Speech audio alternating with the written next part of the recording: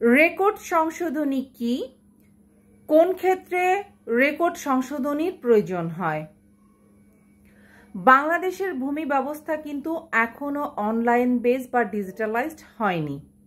হয়তো ভবিষ্যতে এই ভূমি সেক্টরটা অনলাইন বা ডিজিটালাইজড হয়ে যাবে। এই ক্ষেত্রে অনেক ক্লায়েন্ট এসে বলে যে আমার রেকর্ডে ভুল আছে। তো রেকর্ডে ভুল বলতে হতে পারে তার দলিলে কোনো ভুল আছে, খতিয়ানে ভুল আছে বা মিউটেশনে ভুল আছে। এছাড়া এমনও হতে পারে যে একজনের জমি অন্যজনের নামে রেকর্ড হয়ে গিয়েছে। সাধারণত এই ধরনের ভুলগুলাই হয়ে থাকে।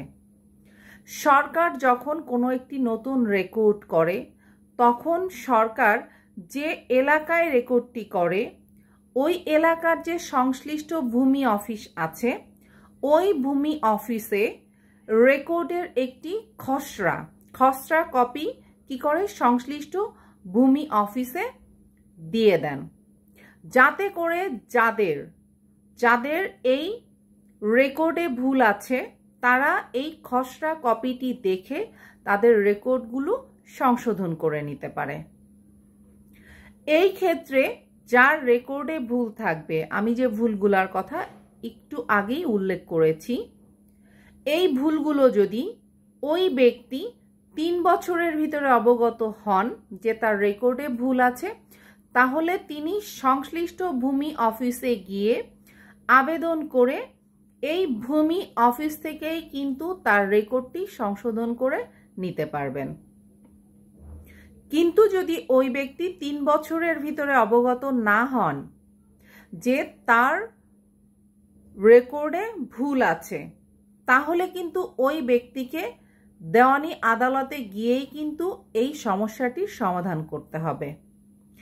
এমনকি ওই ব্যক্তি যে এলাকায় বসবাস করেন এবং এই যে জমির রেকর্ডে ভুল, ওই জমিটি যে এলাকার অধীন, অর্থাৎ জমিটি যদি এমন হয় যে এটা রাজশাহী জেলার অধীন অথবা বরিশাল জেলার অধীন বা এরকম কোনো জেলার অধীন, তাহলে ওই ব্যক্তিকে কিন্তু ওই জেলার ডিস্ট্রিক্ট কোর্টে গিয়ে দেওয়ানি আদালতে এই রেকর্ড সংশোধনীর মামলাটি করতে হবে। কারণ 3 বছর চলে গেলে ভূমি অফিস থেকে আর ওই ব্যক্তি তার রেকর্ডটি সংশোধন করতে পারবেন না।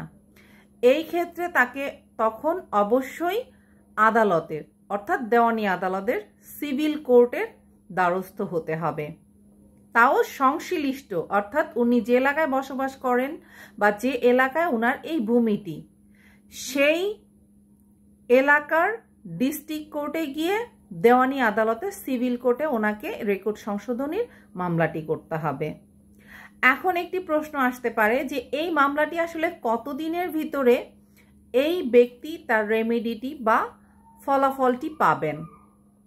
আচ্ছা, এটা ডিপেন্ড করছে সাধারণত কিন্তু এই রেকর্ড সংশোধনী মামলাতে গভর্নমেন্ট বিবাদী হয়। এছাড়াও যেটি বলেছি, যদি কখনো এমন হয় যে অন্য কারো নামে ভুলক্রমে কোনো রেকর্ড হয়ে গিয়েছে, তখন বাদী যদি বিবাদীকে রিকগনাইজ করতে পারে যে কে বিবাদী, তখন বাদী যদি বিবাদীর সাথে নেগোসিয়েশন করে তাকে বোঝাতে পারে যে এই ভূমিটি মূলত বাদীর, কিন্তু ভুলক্রমে সেটি বিবাদীর নামে রেকর্ড হয়ে গিয়েছে, এবং বিবাদী যদি এই ক্ষেত্রে বাদীকে যথেষ্ট কোঅপারেট করে, কোর্টে আসে এবং সাক্ষী দিয়ে দেয় বা বিষয়টি মামলাটির ক্ষেত্রে কোঅপারেট করে, তাহলে কিন্তু বাদী হয়তো 3-4 বছরের ভিতরেই কিন্তু একটি ফলাফল পাওয়ার সম্ভাবনা আছে।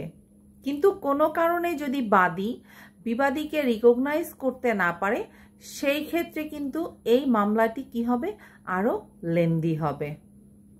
তাহলে এই ভিডিও থেকে কিন্তু আপনি বুঝতে পারছেন যে যদি 3 বছরের ভিতরে আপনি বুঝতে পারেন, তাহলে আপনি সংশ্লিষ্ট ভূমি অফিস থেকে রেকর্ডটি সংশোধন করতে পারবেন। কিন্তু 3 বছর চলে গেলে আপনাকে সিভিল কোর্টে এসেই কিন্তু সমাধান করতে হবে, এবং সেটা কতদিন ডিউরেশন লাগতে পারে সেটাও অলরেডি আমি আলোচনা করেছি। এছাড়া আরেকটি ব্যাপার থাকে, সেটি হচ্ছে যে আপনার কস্টিংয়ের একটি ব্যাপার, যে এই ধরনের একটা রেকর্ড সংশোধনীর মামলায় আসলে আপনার কত টাকা খরচ হতে পারে। এই ব্যাপারটা কিন্তু কিছু কিছু বিষয়ের উপরে নির্ভর করছে। সেটি হচ্ছে আপনি সংশ্লিষ্ট, অর্থাৎ আপনার ভূমিটি যে কোর্টের আন্ডারে, সেখানকার সংশ্লিষ্ট যে একটি যেটাকে অ্যাড ভ্যালোরাম কোর্ট ফি বলা হয়, সেই কোর্ট ফিটা, এছাড়াও যেটা যে